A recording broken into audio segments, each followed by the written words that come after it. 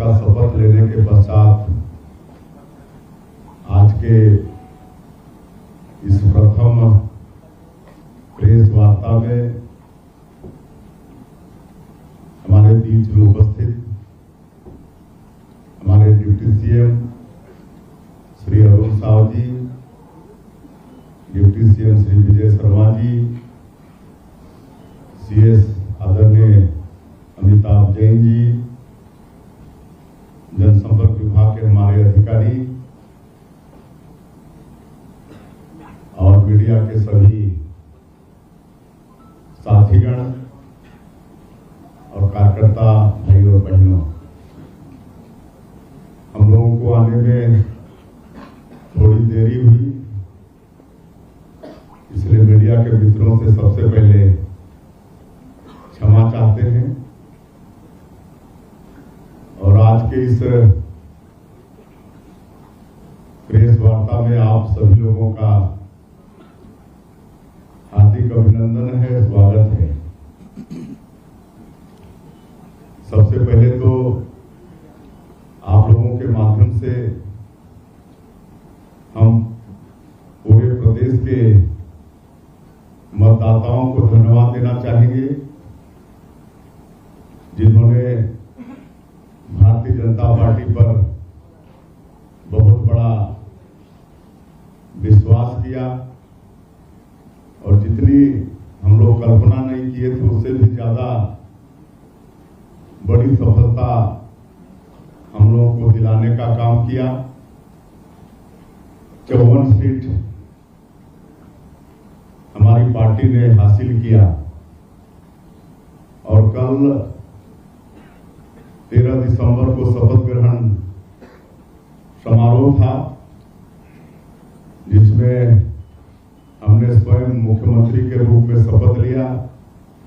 आदरणीय श्री अरुण साव जी ने deputy CM के रूप में शपथ लिया, आदरणीय श्री विजय शर्मा जी ने डिप्टी सीएम के रूप में शपथ लिया। और ऐसे शपथ ग्रहण समारोह में हम लोगों का सौभाग्य था कि हम लोगों को आशीर्वाद देने हमारे देश के यशस्वी प्रधानमंत्री श्री नरेंद्र मोदी जी पधारे थे। देश के यशस्वी गृह मंत्री आदरणीय अमित शाह जी पधारे थे। हमारे पार्टी के राष्ट्रीय अध्यक्ष आदरणीय जेपी नड्डा साहब पधारे थे और कई केंद्रीय मंत्रीगण पधारे थे। कई राज्यों के मुख्यमंत्रीगण पधारे थे। उत्तर प्रदेश के मुख्यमंत्री आदरणीय योगी आदित्यनाथ भी पधारे थे और भी बहुत लोग पधारे थे। आप लोगों के माध्यम से उनके भी हम बहुत आभारी हैं और समय निकालकर हम लोगों को आशीर्वाद देने आए। शपथ लेने के बाद आज पहला कैबिनेट का बैठक संपन्न हुआ है, जिसमें हम लोगों ने जो चुनाव कैंपेनिंग के दौरान मोदी की गारंटी में जो हम लोग का वादा भी है कि जो पिछले 5 वर्षों में कांग्रेस पार्टी की सरकार में जो गरीब लोग 18 लाख प्रधानमंत्री ग्रामीण आवास से वंचित हो गए, उनको मकान देने का काम करेंगे। हमारे यशस्वी प्रधानमंत्री श्री नरेंद्र मोदी जी ने भी छत्तीसगढ़ की जनता से वादा किया था कि हमारी सरकार बनेगी तो जो भारतीय जनता पार्टी का मुख्यमंत्री होगा वो सबसे पहला काम 18 लाख आवास स्वीकृत करने का काम करेगा। और आज वही काम हम लोग पहले कैबिनेट में किए। आज के कैबिनेट में हम लोग का एकमात्र विषय वही था, जिसमें 18 लाख लोगों को आगे प्रधानमंत्री आवास की स्वीकृति देंगे। इस पर आज निर्णय लिया गया है और आने वाले समय में उस पर कार्यवाही होगी। छत्तीसगढ़ के 18 लाख गरीब लोगों को उनका हक प्रधानमंत्री आवास मिलेगा। उसके लिए जो भी आवश्यक कार्यवाही है उस हम सब लोग कर रहे हैं। हालांकि सरकार ने पूरे प्रदेश को आर्थिक रूप से खोखला कर दिया है, फिर भी क्योंकि इतना बड़ा जनादेश छत्तीसगढ़ के मतदाताओं ने भारतीय जनता पार्टी को दिया है, तो हम लोग मोदी की गारंटी में जो वादा छत्तीसगढ़ की जनता से किए हैं उसका 100% पालन करेंगे। आने वाले 5 वर्षों में सभी कामों को पूरा करेंगे।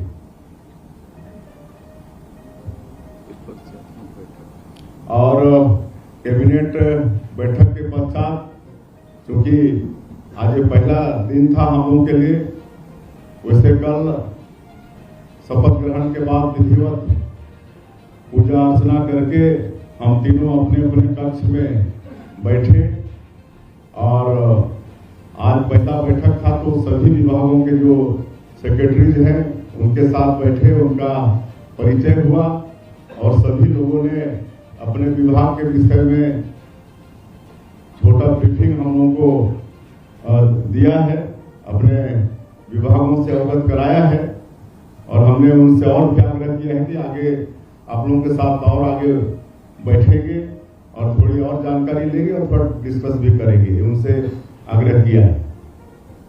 धन्यवाद। मुख्यमंत्री जी, मैं एपीएन न्यूज से पीयूष मिश्रा आपके संज्ञान में बस्तर की 3 बातें लाना चाह रहा हूँ। मैं पीयूष मिश्रा एपीएन न्यूज से बस्तर की 3 बातें आपके संज्ञान में लाना चाहता हूँ। नगरनार स्टील प्लांट जो अभी पूर्ण रूप से शुरू भी नहीं हुआ है, लेकिन वहाँ चोरी की वारदातें ज्यादा हो गई हैं, जिसकी एफआईआर भी लिखी गई है। दूसरा, मक्का वहाँ ज्यादा होता है, मक्का प्रोसेसिंग प्लांट जो पिछली सरकार ने कहा था उसके विषय में आज तक प्रोसेसिंग प्लांट चालू नहीं हो पाया।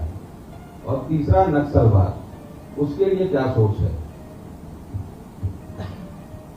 देखिए, नगरनार में जो स्क्रैप की चोरी हो रही है उसकी जानकारी आज ही हमको मिली है, उसके विषय में हम जानकारी लेंगे और जो भी आवश्यक कदम होगा वो करेंगे। सर, मेरा एक सवाल है। और वो पुरानी सरकार की बात को छोड़ दीजिए, हम लोग जो भी आवश्यक होगा, छत्तीसगढ़ की जनता इतना बड़ा जनादेश हम लोगों को दिया है तो छत्तीसगढ़िया सबले बढ़िया इसको चरितार्थ करते हुए हम लोग काम करेंगे। सर, मैं संदीप तिवारी नहीं इंडिया प्रेस से हूँ। एक एक करके आप एक लेफ्ट, फिर सेंटर, फिर राइट, फिर एक आ जाएंगे बीच से। सर, मैं दीपक विश्वकर्मा, इंडिया न्यूज से। सर, एक सवाल है, आपने कहा कि पुरानी सरकार ने खोखला कर दिया था फाइनेंशियल चीजों को, तो क्या माना जाए, कैसे तालमेल बिठाया जाएगा? क्योंकि बहुत सारी घोषणाएं आपकी दी है उस संकल्प पत्र में, उसके लिए फंड्स कहाँ से आएंगे, कैसे वो सामंजस्य बैठेगा? उसके लिए हमारी पार्टी में भी कई अनुभवी लोग हैं और फिर अब डबल इंजन की सरकार है, केंद्र में भी हमारी सरकार है, यहाँ भी हमारी सरकार है, तो आप समझ सकते हैं कि डबल इंजन की सरकार तेजी से चलेगी।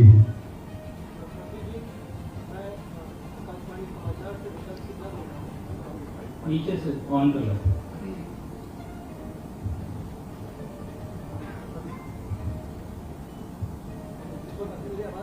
आ रही जी, मैं आकाशवाणी समाचार से विकास शुक्ला हूँ।